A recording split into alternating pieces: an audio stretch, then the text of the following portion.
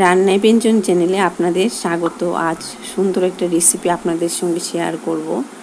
সেটা হলো আমের লাড্ডু। এখন আমের সিজন চলছে, এরকম লাড্ডু তৈরি করে নিলে বাচ্চা থেকে বয়স্ক সবাই খেতে পারবে, খুবই ভালো। এর জন্য এই যে আমগুলি নিয়েছি, খুব মিষ্টি, আঁশ নেই, ভালো আম, পাকা আম। ভিডিওটা সম্পূর্ণটা দেখার জন্য অনুরোধ করছি। নারকেল কোড়া নিয়েছি, ছানা নিয়েছি। ছানাটা আমি কিভাবে করেছি আমার চ্যানেলে আছে, ডেসক্রিপশন বক্সে লিঙ্কটা দিয়ে দেব, আপনারা দেখে নিতে পারবেন কিভাবে ছানা তৈরি করতে হয়। এর জন্য সুজি নিয়েছি, একটা গরম প্যানের মধ্যে 1 বাটি সুজি দিয়ে দিলাম। এই বাটি দিয়েই আরেক বাটি সুজি দেব। এই সুজি এখন মিডিয়াম টু লো ফ্লেমে আছে, ভাজা করে নেব। এই যে একটু লালটি করে ভাজা করেছি, সুজিটা সুন্দর গন্ধ বেরোয়েছে। নারকেলটা শুকনো কড়াইতে ড্রাই করে নিচ্ছি, মানে নারকেলটা শুকিয়ে নিচ্ছি তেল ছাড়া। এখন ওই যে ছানা যে তৈরি করেছিলাম, ছানাটা দিয়ে দিলাম, চিনি দিয়ে দিলাম আন্দাজ করে। এটা পুর হবে, আমের লাড্ডুর পুর তৈরি করছি। কি করব দেখাবো। এভাবে পুরটা ভাজা করে নিচ্ছি। কীরকম হবে আমি দেখাবো। লো টু মিডিয়াম ফ্লেমে আছে। এই যে তৈরি হয়ে গেছে পুরটা, নারকেল, ছানা, চিনি মেশানো। এখন আমটা আমি কেটে নিচ্ছি, ভালো করে ধুয়ে নিয়েছি। একটু শক্ত আম, কিন্তু পাকা মিষ্টি আম, খুব ভালো। এভাবে কেটে নিতে হবে।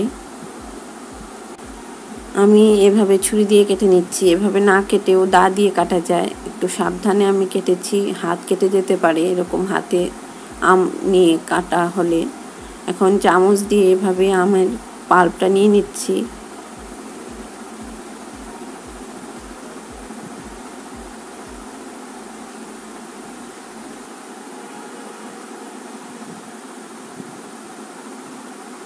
এইভাবে সবগুলি আম নিয়ে নেব। সবগুলি কেটেছি। একটা জার নিয়েছি, জারের মধ্যে পাকা আমগুলি দিয়ে দিচ্ছি। আমগুলি খুন্তি দিয়ে গুছিয়ে দিচ্ছি, আর চিনি দিয়ে দিচ্ছি। এখানেই চিনি দিয়ে দিলাম, আর চিনি দিতে হবে না। ঢাকা দিয়ে পেস্ট করে নেব মেশিনে। পেস্ট হয়ে গেছে, এই যে খুব সুন্দর পেস্ট হয়েছে। এই যে একটা বাটিতে আমের পাল্পটা নিয়ে নিলাম। এখন ঠান্ডা প্যানে আমের পাল্পটা নিয়ে লো টু মিডিয়াম ফ্লেমে এটাকে পাক হচ্ছে। এভাবে লাইক করবেন, লাল লেখা সাবস্ক্রাইব করবেন, বেল আইকনটা প্রেস করবেন, তাহলে নতুন রান্নার নোটিফিকেশান সবার আগে আপনার মোবাইলে পৌঁছে যাবে। আমটা এরকম হওয়ার পর সুজি দিয়ে দিচ্ছি, মানে আমটা 10 মিনিট কুক হয়েছে, মানে রান্না হয়েছে। এরপর সুজিটা দিলাম। সুজিটা কিন্তু ভাজা সুজি, আগেই তো বলেছি। আমের সাথে সুজি মিশিয়ে নিচ্ছি, একটা সুন্দর মন্ড হচ্ছে। আর এটা যে লাড্ডুটা তৈরি হবে, দিনে দিনে খেয়ে নিতে হবে। আর মন্ডটা যে তৈরি হলো, এতে আমি ঘি দিয়ে দিলাম। ঘিটা মন্ডর সঙ্গে সুন্দর করে মিশিয়ে নেব,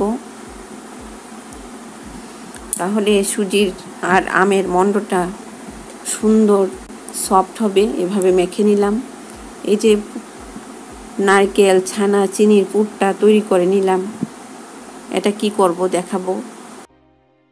এই যে মন্ডটা তৈরি করলাম, আর হাতে ঘি মাখিয়ে এই সুজি আর আমের মন্ড থেকে একটা লেচি কেটে নিলাম। সবগুলি একই মাপের হলে সুন্দর হবে। লাড্ডুগুলি তৈরি হচ্ছে। প্রথম সুজির মন্ডটাকে এভাবে হাতে নিয়ে সফট করে নিচ্ছি, এরপর এভাবে বাটির মতো তৈরি করে নিচ্ছি। খুব ভালো রেসিপি, বাচ্চা থেকে বয়স্ক সবাই খেতে পারবে, অল্প সময়ে তৈরি হয়ে যায়। দেখে মনে হয় কত কঠিন, কিন্তু খুব অল্প সময়ে আমি এটা তৈরি করে নিয়েছি। এই যে পুরটা দিয়ে দিলাম, নারকেল, ছানা আর চিনির পুরটা দিয়ে এভাবে কি করছি দেখুন। এখন এটাকে গোল করে নেব, খুব আস্তে ধীরে করতে হবে, সফটলি আমি এটাকে গোল করে নিচ্ছি।